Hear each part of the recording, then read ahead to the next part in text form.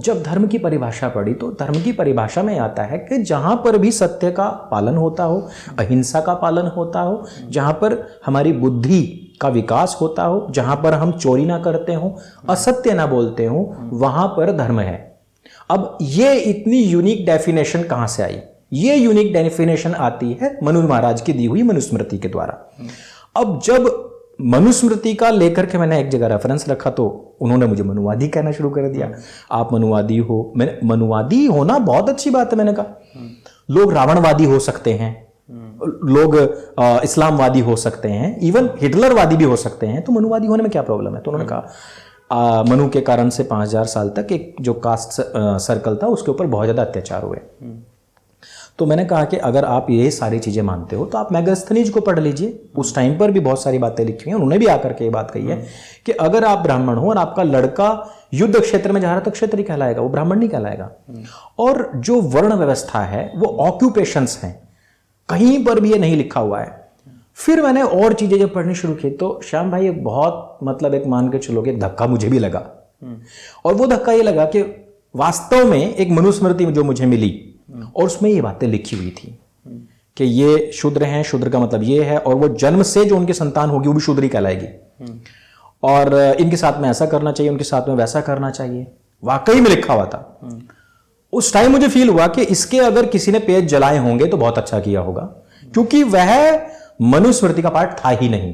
अब उसको छानिए आप, अगर हम कुरान पढ़ते हैं तो उसमें कोई सीक्वेंस नहीं है, अनुक्रम नहीं है।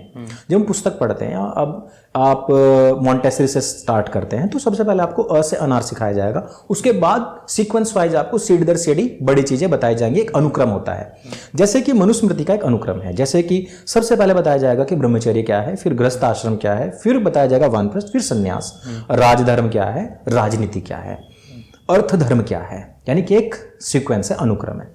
बट जब हम कुरान पढ़ते हैं उसमें कोई अनुक्रम नहीं है। अभी धरती की बात चल रही है, अभी स्त्री की बात चल जाएगी, अभी पशुओं की बात चल जाएगी। वही चीज मैंने उस वाली मनुस्मृति में पाई जिसमें यह लिखा हुआ था कि फला फला कास्ट या जाति या वर्ण के ऊपर अत्याचार करना चाहिए।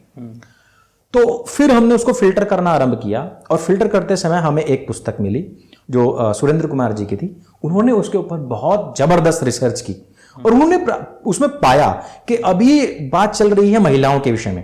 एक पुरुष को चाहिए कि अपनी महिलाओं को वो हमेशा प्रसन्न रखे, क्योंकि महिलाओं में ही देवताओं का वास है। और अचानक से वहां पर बात आई गई है दूध को ऐसे पीना है, दूध को वैसे पीना है, और फिर से महिलाओं की बात आ गई। तो ये अशुद्धियां हैं। तो सुरेंद्र कुमार जी ने मनुस्मृति के अंदर ये सारा कुछ डिफाइन किया, और उन्होंने बहुत सस्ते दाम में एक पुस्तक उपलब्ध कराई, मनुस्मृति। वो पुस्तक पढ़ने के बाद मुझे लगा कि गुरुकुल के अंदर जो कुछ भी मैंने अभी तक पढ़ा है वो सारा एक तरफ और ये मनुस्मृति एक तरफ। श्याम भाई, क्योंकि आज की तारीख में हिंदुओं को आपस में तोड़ने के लिए सिर्फ बिहार जैसे राज्यों में सेंसस नहीं कराई जाती है। वहां ये तो बता दिया जाता है कि जाट इतने, गुजर इतने, राजपूत इतने और दलित इतने हैं, यादव इतने हैं, भूमियार इतने हैं, लेकिन ये कभी नहीं बताया जाएगा कि मुस्लिमों में जो कास्ट्स हैं उसमें कितने कितने हैं। वहां सिर्फ बताया गया कि 17.7% मुस्लिम है। यही चीज मनुस्मृति के माध्यम से समाज के अंदर बहुत ज्यादा विकृतियां फैलाने का कार्य हुआ है। आप योग दर्शन के, सांख्य दर्शन के, वैशेषिक या न्याय दर्शन या वेद, उपनिषद, गीता जी के ऊपर कभी भी आप डिस्क्रिमिनेशन किसी के नाम पर नहीं देखेंगे। मनुस्मृति के नाम पर चलाया गया।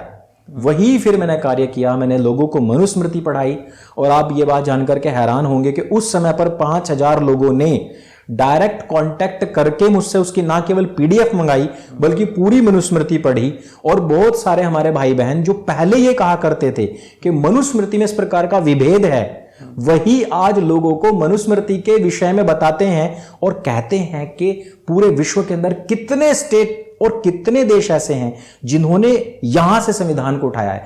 तो धर्म के विषय में चर्चाएं बहुत हो जाएंगी, शाम तक बातें हो जाएंगी। श्याम भाई, शॉर्ट में कुछ मैं यही कहना चाहूंगा कि धर्म अलग है और कल्ट्स अलग हैं।